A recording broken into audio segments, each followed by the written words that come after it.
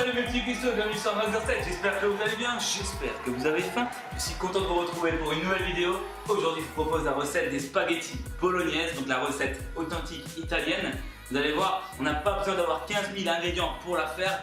Et au goût, je vous promets, c'est un truc de fou. On y va tout de suite pour les ingrédients. Il vous faudra 150 g de bœuf haché, 150 g de porc haché, 130 g de pancetta émincée, 25 g de beurre, 4 centilitres d'huile d'olive, un oignon émincé grossièrement, une branche de céleri émincée grossièrement, une carotte coupée en cubes, une gousse d'ail émincée finement, 20 centilitres de bouillon de volaille ou de bœuf, 2 cuillères à soupe de concentré de tomate et 20 centilitres de vin rouge. Dans une poêle chaude, on va mettre notre huile d'olive, on va mettre le beurre, les 25 g de beurre, on va laisser fondre tout ça. Ensuite, on va mettre la pancetta, on va laisser cuire pendant 2 à 3 minutes à feu moyen.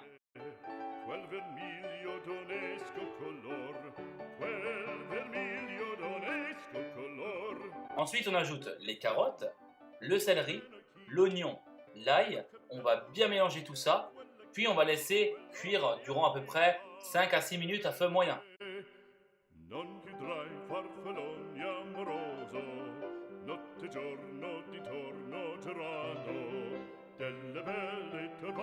On ajoute ensuite les 150 g de porc, donc vous allez-y, hein, écrasez bien la viande, défoulez-vous, il faut que ce soit vraiment en petits morceaux, puis vous laissez cuire durant à peu près 1 à 2 minutes.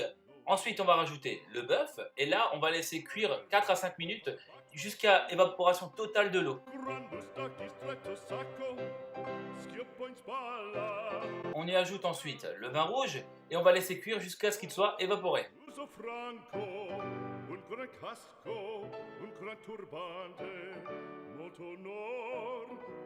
On va ensuite prendre le concentré de tomate qu'on va mélanger avec le bouillon. On va verser cette sauce sur la viande. On va bien mélanger. Vous couvrez et vous baissez le feu au minimum et vous le laissez mijoter pendant 2 heures. Et bien sûr mes petits cuistots, n'hésitez pas à checker pendant ces 2 heures 1 ou 2 fois, mélanger de nouveau un petit coup. Et si jamais vous voyez qu'il n'y a plus assez de sauce, rajoutez un peu de bouillon, ce sera parfait.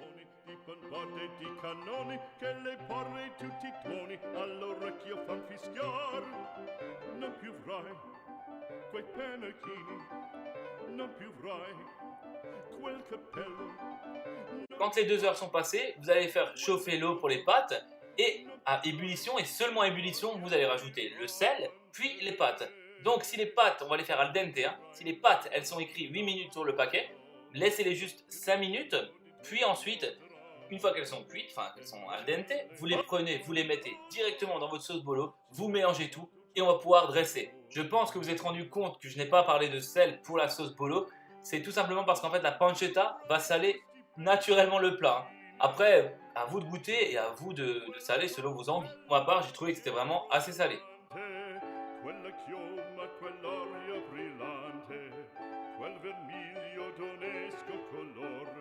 Pour le dressage, une belle assiette creuse, on pose les pâtes à l'intérieur et dessus on nappe avec la sauce, on met la viande et carottes, puis on parsème de parmesan râpé fraîchement. C'est juste magnifico, buon appetito!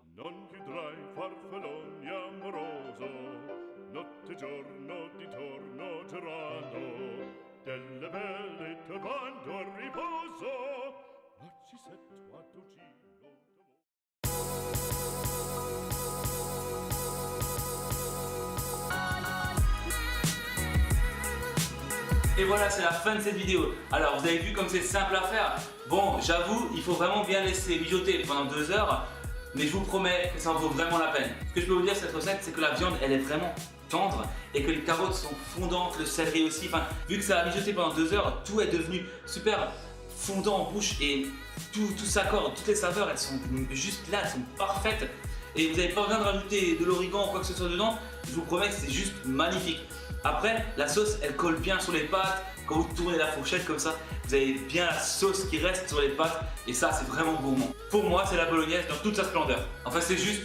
Si la vidéo vous a plu, n'hésitez pas à me laisser un gros pouce bleu. Ça me fait toujours plaisir et ça m'aide beaucoup sur YouTube. N'hésitez pas non plus à vous abonner à ma chaîne si ce n'est pas déjà fait.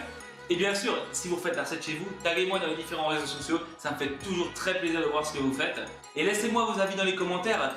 pour justement me dire si vous la connaissez cette recette ou comment vous connaissez la recette de la bolognaise. Et si bien sûr cette recette, eh ben, elle vous plaît. Et quant à nous mes petits cuistots, on se retrouve pour une prochaine vidéo sur un Max Recette.